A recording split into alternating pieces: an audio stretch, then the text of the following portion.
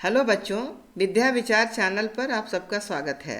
आज मैं साहित्य सागर से भेड़े और भेड़िए पाठ पढ़ाने जा रही हूँ, जिसके लेखक हैं हरिशंकर परसाई जी। हरिशंकर परसाई जी व्यंग्य लेखक हैं। इन्होंने इस पाठ में सामाजिक और राजनीतिक जीवन में व्याप्त भ्रष्टाचार पर करारा व्यंग्य किया है। अब हम पाठ की ओर चलते हैं। बेटा, पाठ के अंत तक बने रहिएगा, बीच में जाइएगा मत, क्योंकि कहानी हमारे जीवन से संबंधित है और आज के जीवन में हमारी राजनीति किस प्रकार भ्रष्ट होती जा रही है उसके बारे में इस पाठ में बताया गया है। भेड़े और भेड़िया।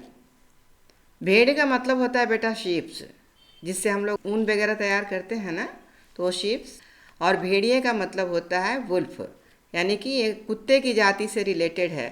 देखने में थोड़ा कुत्ते के जैसा ही होता है, लेकिन ये बहुत ही खुंखार होता है और छोटे छोटे जानवरों को खाता है। एक बार वन के पशुओं को ऐसा लगा कि वे सभ्यता के उस स्तर पर पहुंच गए हैं जहां उन्हें एक अच्छी शासन व्यवस्था अपनानी चाहिए, और एक मत से यह तय हो गया कि वन प्रदेश में प्रजातंत्र की स्थापना हो। पशु समाज में इस क्रांतिकारी परिवर्तन से हर्ष की लहर दौड़ गई। सुख, समृद्धि और सुरक्षा का स्वर्ण युग अब आया और वह आया।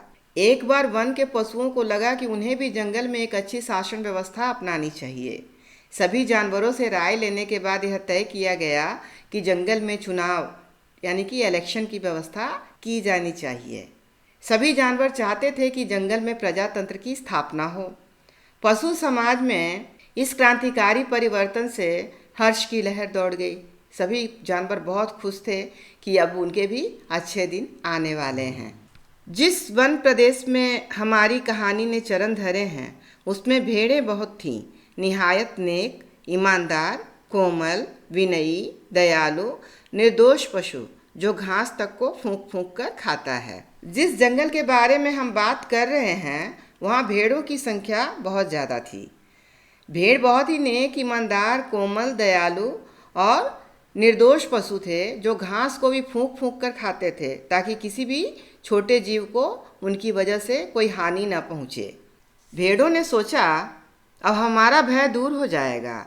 हम अपने प्रतिनिधियों से कानून बनवाएंगे कि कोई जीवधारी किसी को न सताए, न मारे, सब जिए और जीने दे। शांति, स्नेह, बंधुत्व और सहयोग पर समाज आधारित हो। भेड़ों ने सोचा कि अब हमारा भय दूर हो जाएगा। हम अपने प्रतिनिधियों से, प्रतिनिधि का मतलब होता है बेटा लीडर्स, से यह कानून बनवाएंगे कि कोई भी जीव किसी भी छोटे जीव को न सताए, उन्हें न मारे, सभी जिए और जीने दें। शांति, स्नेह, प्रेम, सहयोग और भाईचारे पर समाज आधारित है। इधर भेड़ियों ने सोचा कि हमारा अब संकट काल आया। भेड़ों की संख्या इतनी अधिक है कि पंचायत में उनका ही बहुमत होगा, और अगर उन्होंने कानून बना दिया कि कोई पशु किसी को न मारे, तो हम खाएंगे क्या? क्या हमें घास चढ़ना सीखना पड़ेगा? अब भेड़ियों ने सोचा कि अब उनके लिए संकट का समय आ गया है, क्योंकि चुनाव में तो बहुमत होने के कारण भेड़ ही जीतेंगे। बहुमत का मतलब होता है बेटा अधिक संख्या का होना, यानी कि भेड़ों की संख्या भेड़ियों से ज़्यादा थी। भेड़ों की संख्या 90% थी और भेड़ियों की संख्या 10% ही थी। इसीलिए भेड़िए ने सोचा कि बहुमत होने के कारण भेड़ ही जीतेंगे, और उनका पहला कानून यही बनेगा कि कोई भी पशु किसी को ना मारे। अब भेड़िया यदि किसी पशु को नहीं मारेगा तो खाएगा क्या? क्या उन्हें घास खाना सीखना पड़ेगा? ऐसा सोचता है भेड़िया। ज्यों ज्यों चुनाव समीप आता, भेड़ों का उल्लास बढ़ता जाता। ज्यों ज्यों चुनाव समीप आता, भेड़ियों का दिल बैठता जाता। जैसे जैसे चुनाव का समय नज़दीक आ रहा था, भेड़ तो बहुत खुश थे क्योंकि वो उनकी संख्या अधिक थी, लेकिन भेड़िए का दिल बैठता जा रहा था क्योंकि उनकी हार निश्चित थी। एक दिन बूढ़े सियार ने भेड़िए से कहा, मालिक, आजकल आप बड़े उदास रहते हैं। तो सियार कहते हैं बेटा जैकल को। तो ये जैकल जो है बूढ़ा था सियार, वो भेड़िए को उदास देखता है तो उसका रीजन पूछता है। हर भेड़िए के आसपास 2-4 सियार रहते ही हैं। जब भेड़िया अपना शिकार खा लेता है, तब यह सियार हड्डियों में लगे मांस को कुतर कर खाते हैं और हड्डियां चूसते रहते हैं। ये भेड़िए के आसपास दुम हिलाते चलते हैं, उनकी सेवा करते हैं और मौके बेमौके हुआ हुआ चिल्लाकर उसकी जय बोलते हैं। हर भेड़िए के आसपास दो चार सियार रहते हैं। जब भेड़िया अपना शिकार खा लेता है तब ये सियार हड्डियों में लगे मांस को कुतर कुतर कर खाते हैं। ये भेड़िए के पास अपनी पूंछ हिलाते रहते हैं, उनकी सेवा करते हैं और हुआ हुआ चिल्लाकर उनकी जय जयकार करते रहते हैं। तो बेटा, यहाँ पर लेखक ने भेड़िए की तुलना एक राजनेता से की है। सियार नेताओं के पीछे घूमकर उनकी जय जयकार करने वाले लोगों को कहा गया है और भेड़ जनता को बताया गया है, जो राजनेताओं की बातों में आकर उन्हें चुनाव में जितवाते हैं और अपना ही अनर्थ कर बैठते हैं। तो बूढ़े सियार ने बड़ी गंभीरता से पूछा, महाराज, आपके मुखचंद्र पर चिंता के मेघ क्यों छाए हुए हैं? सियार तो होता ही बड़ा चालाक है।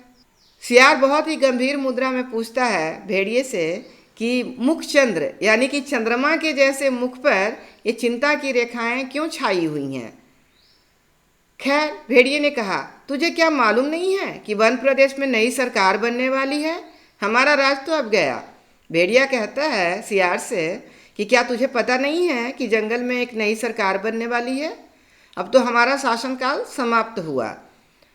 सियार ने दांत निपोड़ कर कहा, हम क्या जाने महाराज, हमारे तो आप ही माई बाप हैं। हम तो कोई और सरकार नहीं जानते। आपका दिया खाते हैं और आपके गुण गाते हैं। तो सियार दांत निपोड़ते हुए कहता है कि हमें क्या मालूम महाराज, हम तो आपका ही दिया खाते हैं, आपके ही गुण गाते हैं। हमारे लिए तो आप ही सब कुछ हैं। भेड़िए ने कहा, मगर अब समय ऐसा आ रहा है कि सूखी हड्डियां भी चबाने को नहीं मिलेगी। तो भेड़िए ने फिर कहा सियार से कि लेकिन अब समय ऐसा आने वाला है कि खाने के लिए सूखी हड्डियां भी नसीब नहीं होगी। सियार सब जानता था, मगर जानकर भी न जानने का नाटक करना ना आता तो सियार शेर न हो गया होता।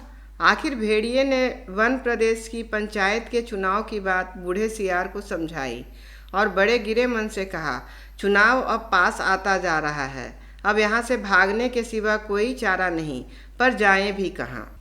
सियार सब जानता था, लेकिन जानकर भी अनजान बना हुआ था।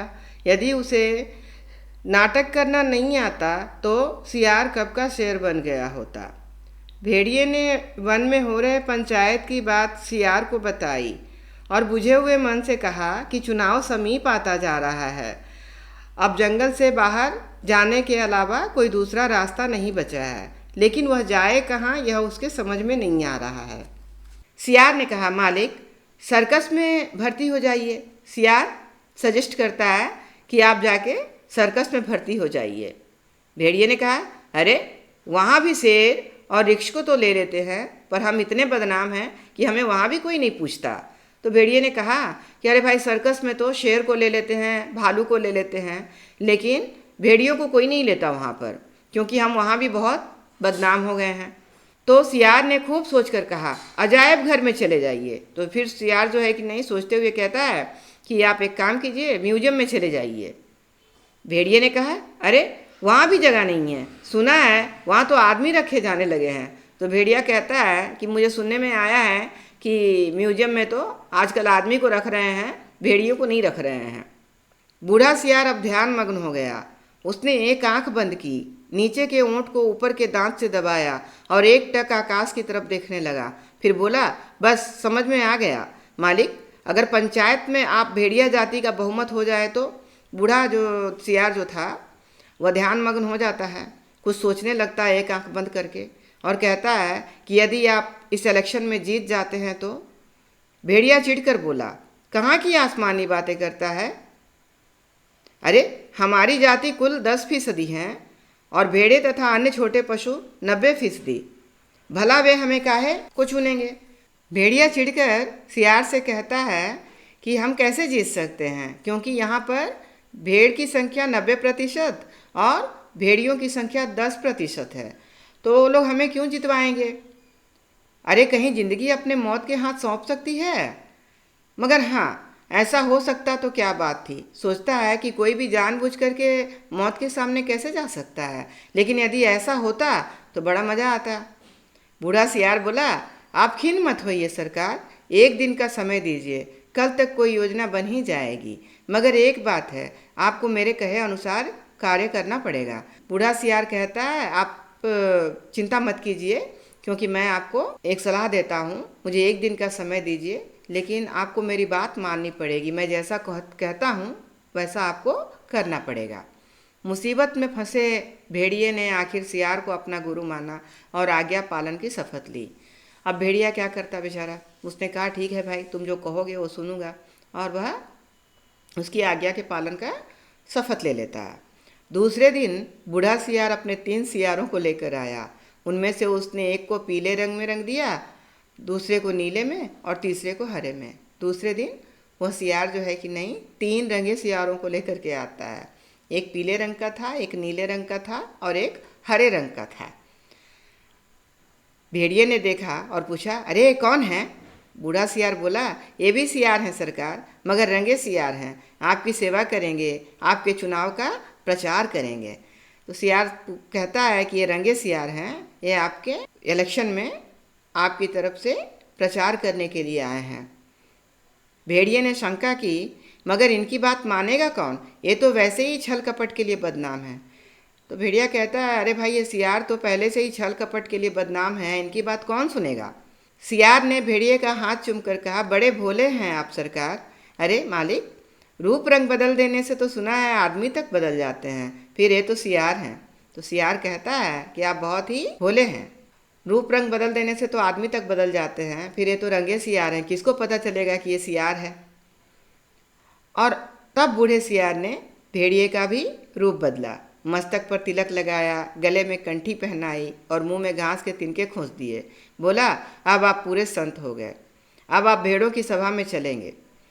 तो बूढ़ा सियार क्या करता है, भेड़िए का भी रूप रंग बदल देता है, उसके माथे पर टीका लगाता है, गले में कंठी पहना देता है और मुंह में घास के कुछ तिनके खोस देता है और कहता है कि अब आप पूरे संत बन गए हैं। संत मतलब साधु। अब भेड़ों की सभा में चलेंगे, मगर 3 बातों का ख्याल रखना। अपनी हिंसक आंखों को ऊपर मत उठाना, हमेशा जमीन की ओर देखना और कुछ बोलना मत, नहीं तो सब पोल खुल जाएगी। और वहाँ बहुत सी भेड़ें आएंगी, सुंदर सुंदर, मुलायम मुलायम, तो कहीं किसी को तोड़ मत खाना। तो कहता है, अब हम सभा में चलेंगे, वहाँ पर आपको 3 बातों का ख्याल रखना है। हमेशा ज़मीन की तरफ ही देखना है, भेड़ों की तरफ आंखें उठा करके नहीं देखना है, और सुंदर सुंदर मुलायम भेड़ों को देख करके उनको खाने के लिए मत लपक पड़ना करके उसको हिदायत देता है। भेड़िए ने पूछा, लेकिन ये रंगे सियार क्या करेंगे, ये किस काम आएंगे? बूढ़ा सियार बोला, ये बड़े काम के हैं, आपका सारा प्रचार तो यही करेंगे, इन्हीं के बल पर आप चुनाव लड़ेंगे। तो भेड़िए ने कहा कि अरे भाई, लेकिन ये रंगे सियार करेंगे क्या? तो बूढ़ा सियार कहता है, ये चुनाव में आपका प्रचार करेंगे, आपके तरफ से जो भी काम होगा वो सभी काम ये तीनों ही पूरा करने वाले हैं, इन्हीं के बल पर आप चुनाव जीतेंगे। वह पीला वाला सियार बड़ा विद्वान, विचारक है, कवि है। कहता है, ये जो पीला वाला सियार है ना, वो विद्वान है, विचारक है और कवि है, लेखक भी है। यह नीला सियार नेता और पत्रकार है, और ब्लू वाला जो सियार है वो नेता और पत्रकार है, और यह हरा धर्मगुरु, और हरा वाला जो सियार है ना, वो धर्मगुरु है। बस अब चलिए। तो तीनों सियारों को उसने इस प्रकार से तैयार किया, सभा में ले गया तीनों को। जरा ठहरो, भेड़िए ने इस बूढ़े सियार को रोका। कवि, लेखक, नेता, विचारक, ये तो सुना है बड़े अच्छे लोग होते हैं, और ये तीनों। तो भेड़िए को संदेह होता है, और फिर वो सियार से पूछता है कि मैंने सुना है कि कवि, लेखक, नेता और विचारक ये लोग बहुत अच्छे लोग होते हैं, लेकिन ये तो सियार हैं, इनमें तो अच्छे क्वालिटीज़ होंगे ही नहीं। तो बात काट कर सियार बोला, ये तीनों सच्चे नहीं हैं, रंगे हुए हैं महाराज, अब चलिए, देर मत करिए। तो कहता है, तो झूठ मूठ के हैं सियार, रंगे सियार होते ही नहीं हैं, मैंने इन्हें रंग दिया है। अब हम लोग देर नहीं करेंगे, चलते हैं सभा में। और वे चल दिए। आगे बूढ़ा सियार था, उसके पीछे रंगे सियारों के बीच भेड़िया चल रहा था, मस्तक पर तिलक, गले में कंठी, मुख में घास के तिनके, धीरे धीरे चल रहा था, अत्यंत गंभीरता पूर्वक, सिर झुकाए, विनय की मूर्ति। अब आगे आगे बूढ़ा सियार था, पीछे रंगे सियारों के बीच में भेड़िया भी चल रहा था। बहुत ही विनय का मूर्ति बना हुआ था, मस्तक पर टीका लगा हुआ था, गले में कंठी पहने हुए था और मुंह में घास के तिनके थे, धीरे धीरे चल रहा था और बहुत ही विनय की मूर्ति बन के सिर झुका करके नम्रतापूर्वक वह जा रहा था। उधर एक स्थान पर सहस्त्रों भेड़ें इकट्ठी हो गई थी, उस संत के दर्शन के लिए जिसकी चर्चा बूढ़े सियार ने फैला रखी थी। बूढ़ा सियार बहुत चालाक था। उसने पहले ही जंगल में यह बात फैला दी थी कि 3 ऐसे जीव इस जंगल में आए हैं जिनको आप लोगों ने कभी देखा नहीं होगा। वो लोग आपको अच्छी अच्छी ज्ञान भरी बातें बताएंगे। ऐसा सुन कर के उस जंगल में सहस्त्रों यानी कि हजारों की संख्या में भेड़ें जो थी सभी आकर के सभा में बैठ गई, उपस्थित हो गई इन विचित्र जीव को देखने के लिए। चारों सियार भेड़िए की जय बोलते हुए भेड़ों के झुंड के पास आए। अब भेड़िए की जय जयकार करते हुए चारों सियार उस जगह पर उपस्थित होते हैं जहाँ पर बहुत सारे भेड़ आकर बैठे हुए थे। बूढ़े सियार ने एक बार जोर से संत भेड़िए की जय बोली। भेड़ों में पहले से ही यहाँ वहाँ बैठे सियारों ने भी जय ध्वनि की। तो बूढ़ा सियार जो था कि नहीं, जोर से भेड़िए की जय जयकार करता है और जय जयकार करता है तो भेड़ों की झुंड में पहले से ही कुछ सियार भी बैठे हुए थे। वो लोग भी सियार की आवाज़ हुआ हुआ की होती है, हुआ हुआ कर रहे थे। तो इन सभा के बीच में जो भी सियार बैठे हुए थे वो भी चिल्लाने लगते हैं। भेड़ों ने देखा तो वे बोली, अरे भागो, यह तो भेड़िया है। जब भेड़ों ने देखा कि सियार जो है कि नहीं हुआ हुआ कर रहे हैं तो वहाँ से भागने लगे कि बाप रे, ये तो भेड़िया है, संत बन के बैठा हुआ है। तुरंत बूढ़े सियार ने उन्हें रोककर कहा, भाइयों और बहनों, अब भय मत करो, भेड़िया राजा संत हो गए हैं, उन्होंने हिंसा बिल्कुल छोड़ दी है। तुरंत बूढ़ा सियार जो है कि नहीं उन्हें रोककर कहता है कि भाइयों और बहनों, आप लोग भागो मत, जो भेड़िया है यह बिल्कुल ही संत हो गया है, ये पहले के जैसा बिल्कुल नहीं है, बहुत ही बदल गया है और इसने हिंसात्मक कार्यों को छोड़ दिया है। उनका हृदय परिवर्तन हो गया है।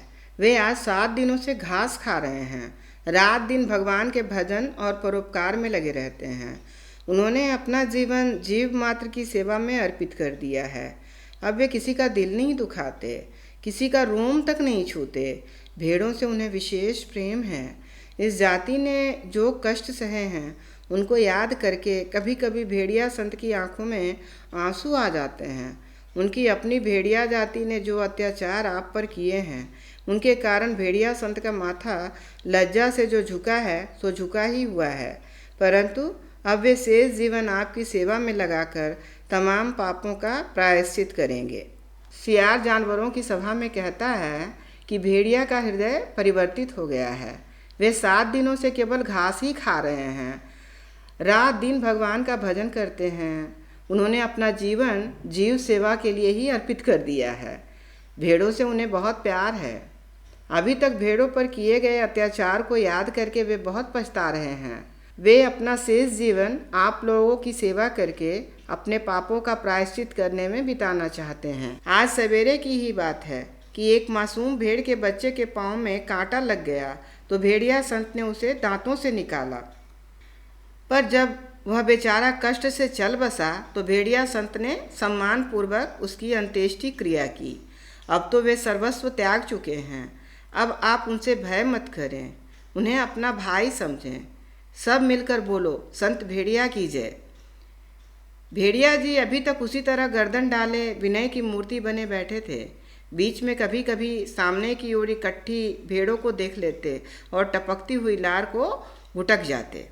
आज सुबह भेड़ के एक बच्चे के पैर में कांटा चुभ गया था तो संत भेड़िए ने दांतों से उस कांटे को निकाला, लेकिन बेचारा भेड़ का बच्चा दर्द बर्दाश्त न कर सका और चल बसा। तब संत ने बड़ी श्रद्धा से उसका अंतिम संस्कार किया। भेड़िया अभी तक शांत मुद्रा में बैठा था। वह बीच बीच में लालच भरी नजरों से भेड़ों की ओर देख रहा था। बूढ़ा सियार फिर बोला, भाइयों और बहनों, मैं भेड़िया संत से अपने मुखारविंद से आपको प्रेम और दया का संदेश देने की प्रार्थना करता, पर प्रेमवश उनका हृदय भर आया है।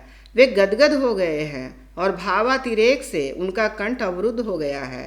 वे बोल नहीं सकते। अब आप इन 3 रंगीन प्राणियों को देखिए। आप इन्हें न पहचान पाए होंगे। पहचाने भी कैसे? ये इस लोक के जीव तो हैं नहीं। ये तो स्वर्ग के देवता हैं जो हमें सदुपदेश देने के लिए पृथ्वी पर उतरे हैं। ये पीले विचारक हैं, कवि हैं, लेखक हैं। नीले नेता हैं और स्वर्ग के पत्रकार हैं, और हरे वाले धर्म गुरु हैं। अब कविराज आपको स्वर्ग संगीत सुनाएंगे। हाँ कवि जी। बूढ़ा सियार फिर कहता है, भाइयों और बहनों, भेड़िया संत अपने मुख से प्रेम और दया का संदेश सुनाना चाहते हैं, लेकिन प्रेमवश वे बहुत भावुक हो गए हैं और उनका गला अवरुद्ध हो गया है, गला भर आया है, इसलिए वे बोल नहीं पा रहे हैं। अब इन 3 प्राणियों को ही देखिए जो स्वर्ग के देवता हैं। ये हमें सदुपदेश देने आए हैं। ये पीले विचारक, कवि और लेखक हैं, नीले नेता और स्वर्ग के पत्रकार हैं, और हरे वाले धर्म गुरु हैं। अब कविराज आपको कविता सुनाएंगे। ऐसा कह के सियार सभा में आए सभी जानवरों को अपनी बातों से आकर्षित करना चाहता है। पीले सियार को हुआ हुआ के सिवा कुछ और तो आता ही नहीं था। हुआ हुआ चिल्ला दिया। शेष सियार भी हुआ हुआ बोल पड़े। बूढ़े सियार ने आंख के इशारे से सियारों को मना किया और चतुराई से बात को यूं कहकर संभाला, भाई कवि जी तो कोरस में गाते हैं, पर कुछ समझे आप लोग? कैसे समझ सकते हैं? अरे कवि की बात सबकी समझ में आ जाए तो वह कवि काहे का? कह रहे हैं कि जैसे स्वर्ग में परमात्मा वैसे ही पृथ्वी पर भेड़िया। हे भेड़िया जी महान, आप सर्वत्र व्याप्त हैं, सर्वशक्तिमान हैं। प्रातः आपके मस्तक पर तिलक करती है, सांझ को उषा आपका मुख चूमती है, पवन आप पर पंखा करती है, और रात्रि आपकी ही ज्योति लक्ष लक्ष खंड होकर आकाश में तारे बनकर चमकती है। हे विराट, आपके चरणों में इस क्षुद्र का प्रणाम। पीले सियार को कुछ आता नहीं था। वह हुआ हुआ चिल्लाने लगा। वहाँ उस सभा में जितने भी सियार मौजूद थे वे भी हुआ हुआ बोलने लगे। तब बूढ़े सियार ने उन्हें आंखों से इशारा करके बोलने से मना किया और बड़ी चतुराई के साथ बात को यह कह के संभाला कि कवि तो कोरस में गा रहे हैं। यदि कवि की बात सभी के समझ में आ जाए तो वह कवि कैसे कहलाएगा? इनकी कविता का अर्थ है कि जैसे स्वर्ग में भगवान रहते हैं वैसे ही पृथ्वी पर भेड़िया महान, शक्तिशाली और सर्वव्यापी है। प्रातः उनके मस्तक पर तिलक यानी कि टीका लगाती है, उषा उनके मुख को चूमती है, हवा उन पर पंखा करती है, और रात को भेड़िए की आँखों की ज्योति ही आकाश में तारे बनकर चमकती है। फिर नीले रंग के सियार ने कहा, निर्बलों की रक्षा बलवान ही कर सकते हैं। भेड़ें कोमल हैं, निर्बल हैं, उनकी रक्षा नहीं कर सकती। भेड़िए बलवान हैं, इसलिए उनके हाथ में अपने हितों को छोड़ निश्चिंत हो जाओ। वे भी तुम्हारे भाई हैं, आप एक ही जाति के हो। तुम भेड़, वह भेड़िया, कितना कम अंतर है। और बेचारा भेड़िया व्यर्थ ही बदनाम कर दिया गया है कि वह भेड़ों को खाता है। अरे खाते तो और हैं, हड्डियाँ उनके द्वार पर फेंक जाते हैं। ये व्यर्थ बदनाम होते हैं। तुम लोग तो पंचायत में बोल भी नहीं पाओगे। भेड़िए बलवान होते हैं। यदि तुम पर कोई अन्याय होगा तो डट कर लड़ेंगे। इसलिए अपने हित की रक्षा के लिए भेड़ियों को चुनकर पंचायत में भेजो। बोलो संत भेड़िया की जय। फिर नीले रंग के सियार ने कहा कि निर्बलों की रक्षा बलवान ही कर सकते हैं। भेड़े कोमल और निर्बल हैं, वे अपनी रक्षा नहीं कर सकते तो तुम्हारी रक्षा कैसे कर सकते हैं? अतः आप लोग अपनी भलाई के लिए भेड़िए को ही चुनिए और अपना वोट भेड़िए को देकर उसे जिताइए। बेचारे भेड़िया को बेकार ही बदनाम कर दिया गया है कि वो भेड़ों को खाते हैं। खाते तो कोई और हैं, लेकिन हड्डियाँ भेड़िए के दरवाज़ों पर फेंक देते हैं। यदि आप पर कोई हमला होता है तो भेड़िया डटकर लड़ सकता है, इसलिए आप भेड़िए को वोट दें। फिर हरे रंग के धर्मगुरु ने उपदेश दिया, जो यहाँ त्याग करेगा वह उस लोक में पाएगा, जो यहाँ दुख भोगेगा वह वहाँ सुख पाएगा, जो यहाँ राजा बनाएगा वह वहाँ राजा बनेगा, जो यहाँ वोट देगा वह वहाँ वोट पाएगा। इसलिए सब मिलकर भेड़िए को वोट दो। वे दानी हैं, परोपकारी हैं, संत हैं, मैं उनको प्रणाम करता हूँ। यह एक भेड़िए की कथा नहीं है, यह सब भेड़ियों की कथा है। सब जगह इस प्रकार प्रचार हो गया और भेड़ों को विश्वास हो गया कि भेड़िए से बड़ा उनका कोई हित चिंतक और हित रक्षक नहीं है। फिर हरे रंग के धर्मगुरु ने कहा कि जो यहाँ त्याग करेगा वह उस लोक में पाएगा, जो यहाँ दुख भोगेगा वह वहाँ सुख पाएगा, जो राजा बनाएगा वह वहाँ राजा बनेगा, जो यहाँ वोट देगा वह वहाँ वोट पाएगा, इसलिए आप भेड़िए को अपना वोट दीजिए। इस प्रकार सियारों ने अपनी बातों से पूरे जानवरों को प्रभावित कर लिया। बेटा, यह एक भेड़िए की कथा नहीं है, बल्कि सब भेड़िए की कहानी है। अब भेड़ों को ये विश्वास हो गया कि भेड़िए से बड़ा संरक्षक और हितरक्षक उनके लिए और कोई है ही नहीं। और जब पंचायत का चुनाव हुआ तो भेड़ों ने अपनी हित रक्षा के लिए भेड़ियों को चुना और पंचायत में भेड़ों के हितों की रक्षा के लिए भेड़िए प्रतिनिधि बनकर गए। और पंचायत में भेड़ियों ने भेड़ों की भलाई के लिए पहला कानून यह बनाया, हर भेड़िए को सवेरे नाश्ते के लिए एक भेड़ का मुलायम बच्चा दिया जाए, दोपहर के भोजन में एक पूरी भेड़ तथा शाम को स्वास्थ्य के ख्याल से कम खाना चाहिए, इसलिए आधी भेड़ दी जाए। भेड़िए के नेता बनते ही उनके प्रतिनिधियों ने पहला कानून यह बनाया कि हर भेड़िए को सुबह नाश्ते के लिए भेड़ का एक मुलायम बच्चा दिया जाए, दोपहर को भोजन में एक पूरी भेड़ तथा रात को स्वास्थ्य को ख्याल में रखते हुए आधी भेड़ भेजी जाए। बेटा, इस पाठ से हमें शिक्षा मिलती है कि हमें धोखेबाज, झूठे, ढोंगी एवं चालाक राजनेताओं के बहकावे में नहीं आना चाहिए। वे अपना स्वार्थ सिद्ध करने के लिए भोली भाली जनता को अपनी ओर आकर्षित करते हैं और चुनाव जीतते हैं। अपना स्वार्थ सिद्ध करने के लिए जनता का शोषण करते हैं। बच्चों, आप पाठ अच्छी तरह समझ गए होंगे। यदि पाठ में कोई डाउट है तो आप ज़रूर कमेंट बॉक्स में भेजें ताकि मैं आपके डाउट्स को क्लैरिफाई कर सकूं। वीडियो यदि पसंद आया हो तो वीडियो को लाइक करें, शेयर करें और चैनल को सब्सक्राइब करें। धन्यवाद।